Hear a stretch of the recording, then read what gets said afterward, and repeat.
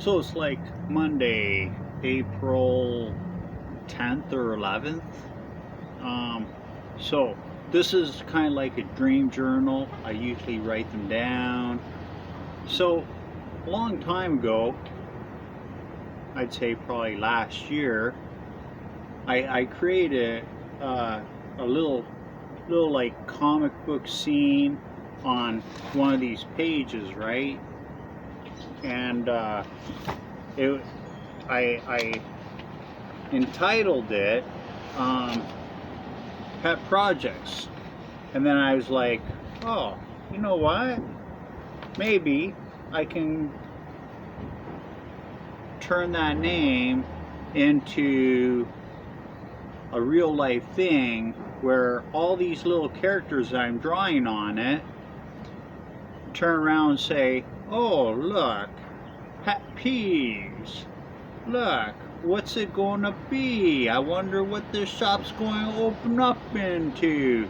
So they're little characters, and they're like people walking by this mortar and brick business, looking at the sign and having conversations with each other, or just thoughts that become like little thought bubbles, right? And I was wrong. It was not on these kind of sheets.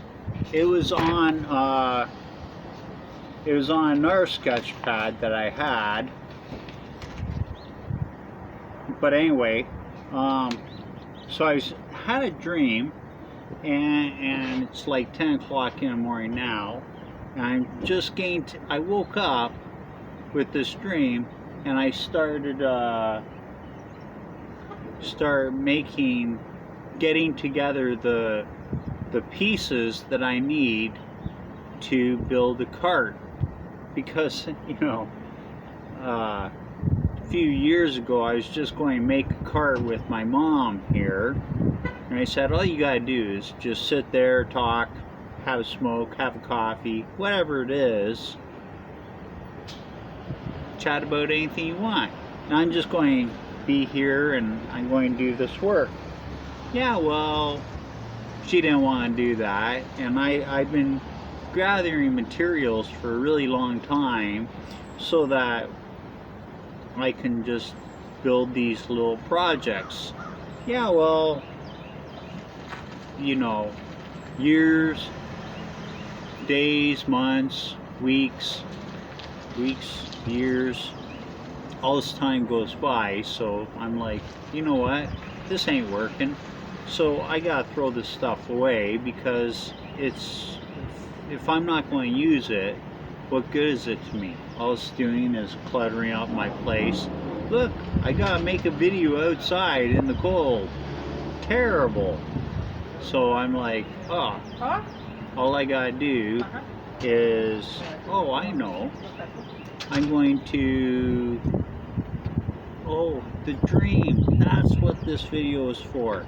So in the dream, I was like over at Argyle Mall, and I was cleaning up this space that for a brick and mortar place. Maybe you remember hobby shops a long time ago.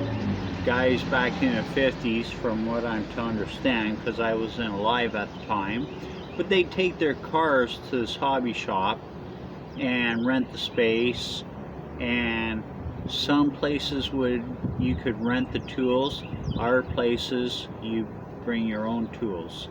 Anyway, they don't exist no more, and due to upgrades and regulations and all this stuff, they made it so that you have to have a professional work on your vehicle. But at one time, anybody could do the work that needs to be done. People would use cherry pickers, pull out the engine, transmission, and all this stuff, and do work on their vehicle. Well, my idea, influenced by, this thing for grants and loans to open up a mortar and brick business, was to to do what in my dream, I was just getting this space ready that I rented so that I could open up Pet Projects, Pet Peeves. And, you know, that was the dream. That really was the dream. I was getting this space ready, and it was over at Argyle Mall. And one of the places that are built there are it's available. And I was thinking, oh, I should go over and find out the price, because even if you don't have a vehicle, you could come to my place and work on whatever you're doing. And I was going to have walls that you could move around, and you know, if you needed quiet or privacy, these walls that would be up against the wall of wherever I'm working or wherever my business is, they'd be like acoustical walls, so it would dampen up to a certain amount of decibels and be on tracking, and the whole place would have rooms that you could just make just by moving this wall and putting the walls wherever to whatever specifications or size that you rent or need. I like the idea. It's a good idea. Now, that wasn't in my dream. That's what I thought of after, but I've been looking into soundproofing and acoustics, and that's the whole idea, to rent space from somebody who has resources and I'll just say, a library is really good. If you're an artist or something, you can do all this kind of stuff right at the library. But my idea was to have a few machines that you could use, and because of their versatility, you could use them and you'd still be able to either be in a big open room with other people, you could read there, whatever it is, or you could just work and do whatever work you gotta do.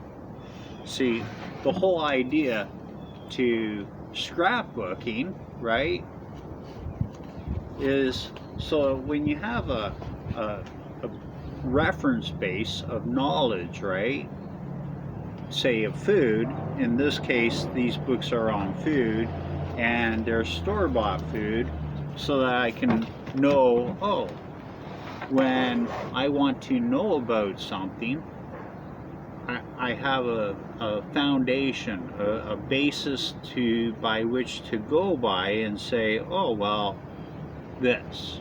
And there it is in black and white. There it is in print. And even if it's wrong, it's still right there in black and white. It's still in print. It's not me recording the information. It's straight from the horse's mouth. And if I ever want to call a company or present a product to them or anything,